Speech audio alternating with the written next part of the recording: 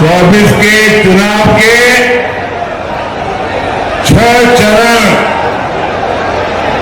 आज पूरे हो जाएंगे और 4 दिन को क्या होगा?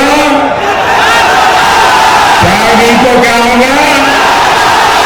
4 दिन को क्या होगा? फिर एक बार, फिर एक बार, फिर एक बार।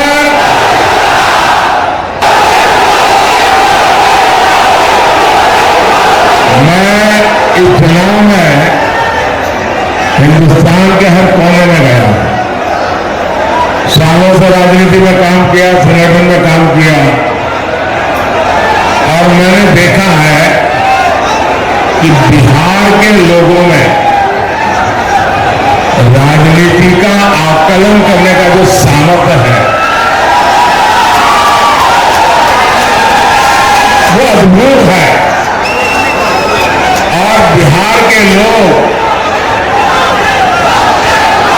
इन चीजों में इतने पक्के होते हैं, ये समझ बहुत कम लोगों को होती है जो बिहार को है। और इसलिए बिहार के लोग जब वोट करने जाते हैं तो पहले पक्का देखें, भाई वोट तो डालूंगा लेकिन मेरा वोट बेकार नहीं जाना चाहिए। वो सोचता है जिसकी सरकार बनना पक्का है वोट तो उसी को डालूंगा। है नहीं बिहार का ऐसा?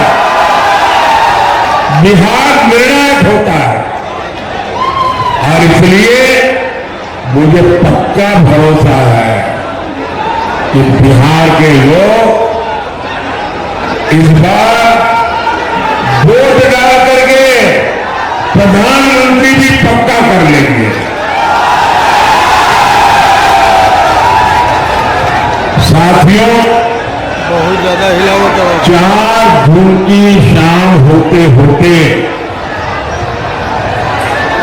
बिहार में एक और काम होगा। बताओ क्या होगा? ये अखबार वाले लिखेंगे कि मोदी भविष्यवाणी कर रहा है। मैं भविष्यवाणी नहीं कर रहा, लेकिन मैं आपको बताता हूं 4 जून शाम होते होते आरजेडी वाले कहेंगे कि कांग्रेस ने लुटिया डुबो दी।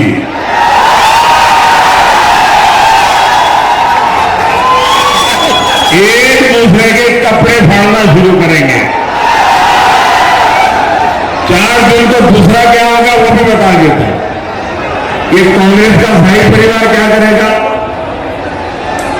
कांग्रेस का शाही परिवार पराजय का ठिकरा खड़गे जी के सर पर फोड़ करके वो विदेश में छुट्टियां मनाने चला जाएगा और फिर कभी भी आप उभर करके बाहर नहीं आ पाए।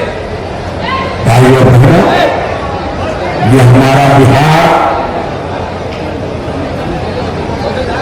सामाजिक न्याय की प्रणेता भूमि है और मुझे गर्व है कि अगर किसी ने सामाजिक न्याय की रक्षा की है वो बीजेपी और एनडीए ने की। बीते 10 साल में देश ने एनडीए को 2 बार प्रचंड जनादेश दिया। हमने पहली टर्म में एक दलित के बेटे को, जो कभी बिहार के गवर्नर हुआ करते थे, उनको देश का राष्ट्रपति बनाया। दलित को देश का राष्ट्रपति बनाया। जब हमें 2019 में दूसरी बार अवसर मिला तो हमारे देश की एक आदिवासी बेटी को देश का राष्ट्रपति बनाया। देश के सर्वोच्च संवैधानिक पद पर सुशोभित किया। राष्ट्रपति पद का गौरवपूर्ण काम उन्होंने शुरू किया। हमने पिछड़ा आयोग को संवैधानिक दर्जा दिया। कांग्रेस ने 3 दशक तक पिछड़ों की इस मांग को ठुकराया था, लेकिन मैं आप ही के बीच पैदा हुआ।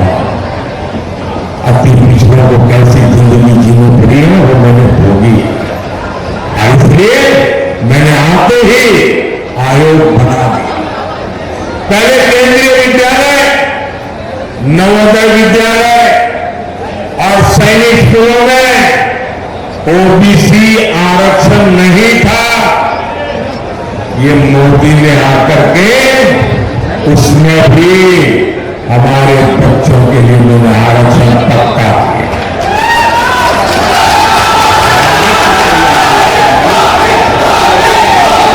मेडिकल की पढ़ाई में भी केंद्रीय कोटे में पहली बार ओबीसी आरक्षण हमने लागू किया।